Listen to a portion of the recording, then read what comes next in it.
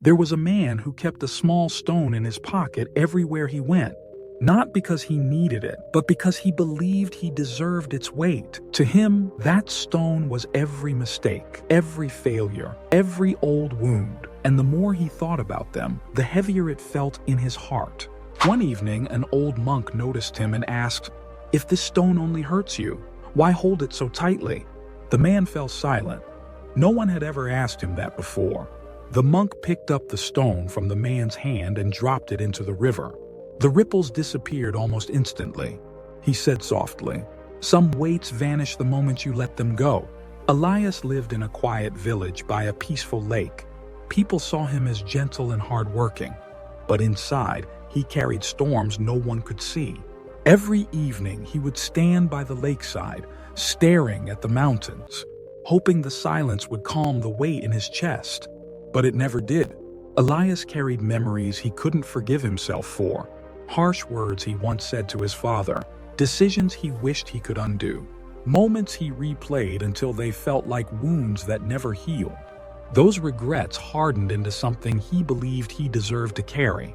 Just like the stone in his pocket, his guilt became a weight he never allowed himself to drop.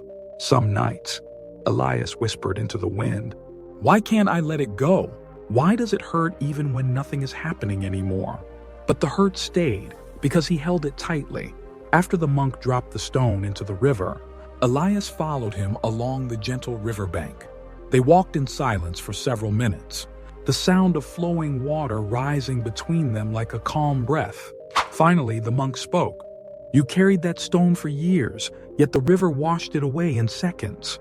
Do you know why?" Elias shook his head. The monk smiled softly. "Because the stone was never heavy. Your thoughts were." They sat near the water's edge. The monk picked up another small stone and placed it in Elias's hand. "Hold it," he said. Elias closed his fingers around it. At first it felt harmless, but as he squeezed tighter, his hand began to ache. "How does it feel?" the monk asked. "It hurts," Elias whispered. The monk nodded. "And if you keep holding it, it will hurt even more. But notice, the stone is not harming you. You are harming yourself by refusing to let go."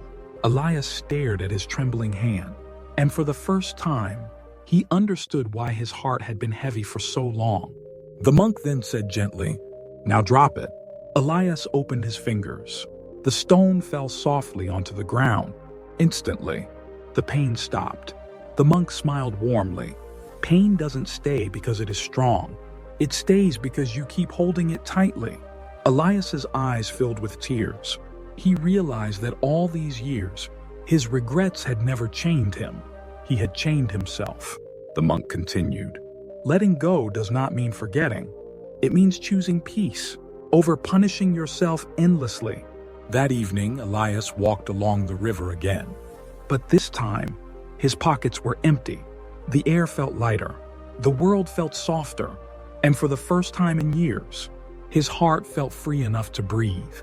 He whispered to himself, "All this time, I carried a weight that didn't want to stay with me." As the river flowed gently beside him, he understood something clearly. Life is always ready to wash away what we are finally willing to release.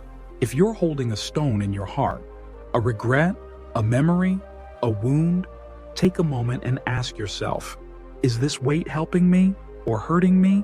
Sometimes peace doesn't arrive by fighting harder. Sometimes it arrives the moment you let go. If this story touched you, share it with someone who might be carrying their own silent stone. And remember, your heart deserves to be free.